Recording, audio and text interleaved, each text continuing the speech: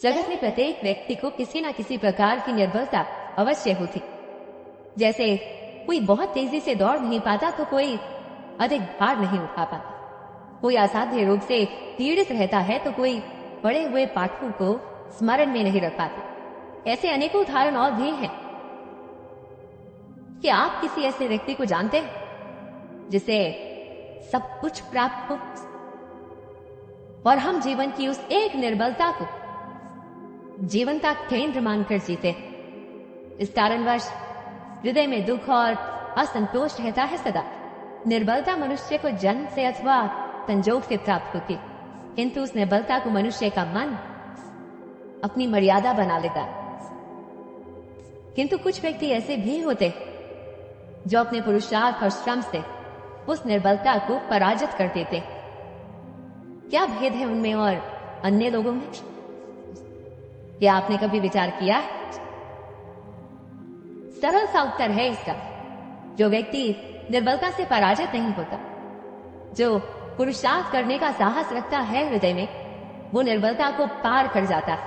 अर्थात निर्बलता अवश्य ईश्वर देता है, किंतु मर्यादा मनुष्य का मन ही निर्मित करता है। स्वयं विचार कीजिए।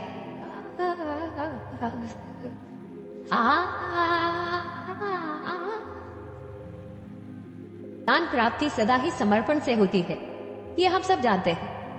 किंतु समर्पण का वास्तविक महत्व क्या है? क्या हमने कभी विचार किया? मनुष्य का मन सदा ही ज्ञान प्राप्ति में विभिन्न बाधाओं को उत्पन्न करता है।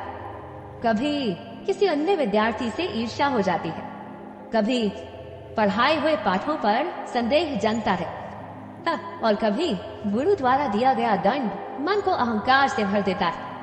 नहीं, क्या ऐसा नहीं होता? इसका दूसरा नाम है संघर्ष।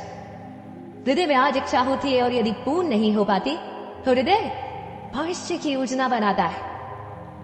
भविष्य में इच्छा पूर्ण होगी ऐसी कल्पना करता रहता है, किंतु जीवन ना तो भविष्य में है ना अतीत में। जीवन तो इस क्षण का नाम, अर्थात इस क्षण का अनुभव ही जीवन का अनुभव। पर हम ये जानते हुए भी इतना सा सत्य समझ नहीं पाते। या तो हम बीते हुए समय के स्मरणों को घेर कर बैठे रहते, या फिर आने वाले समय के लिए हम योजनाएं बनाते रहते हैं और जीवन बीत जाता है। एक सत्य यदि हम हृदय में उतार लें कि ना हम भविष्य देख सकते हैं, ना ही भविष्य निर्मित कर सकते हैं, हम तो केवल धैर्य और साहस के साथ भविष्य को आलिंगन दे सकते, स्वागत कर सकते हैं भविष्य का। तो क्या जीवन का हर पल जीवन से नहीं भर जाएगा? स्वयं विचार कीजिए। न जाने कैसे कैसे विचार मन को भटकाते हैं और मन की इसी अयोग्य स्थिति के कारण हम ज्ञान प्राप्त नहीं कर पाते। मन की योग्य स्थिति केवल समर्पण से निर्मित होती है। समर्पण मनुष्य के अहंकार का नाश करता है, ईर्ष्या, महत्वाकांक्षा आदि भावनाओं को दूर कर हृदय को शांत करता है और मन को एकाग्र करता है। वास्तव में ईश्वर की सृष्टि में ना ज्ञान की मर्यादा है ना ज्ञानियों की।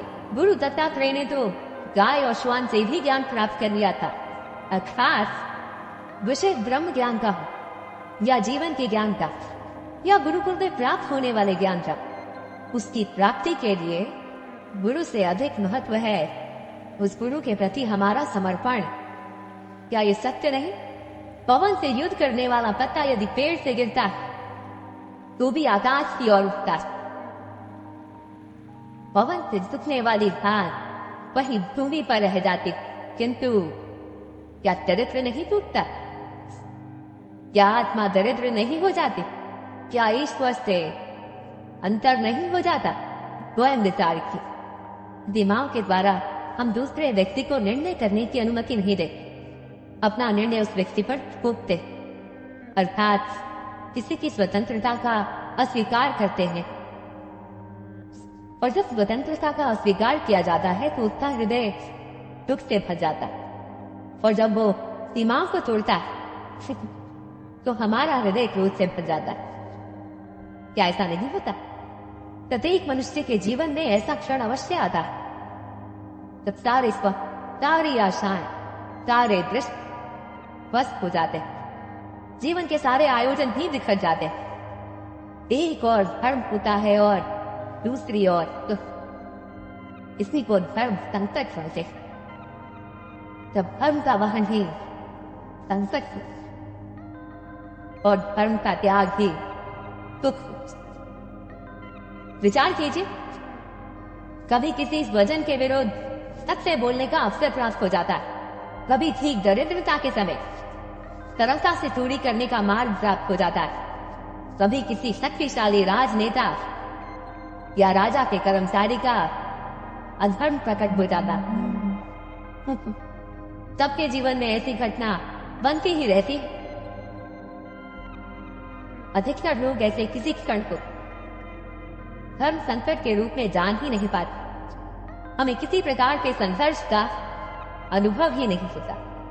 सहजता से सुख की ओर खींचे चले जाते हैं, जैसे मक्खी गुड़ की ओर खींची चली जाती। वास्तव में धर्म संकट का क्षण ईश्वर के निकट जाने का क्षण होता है।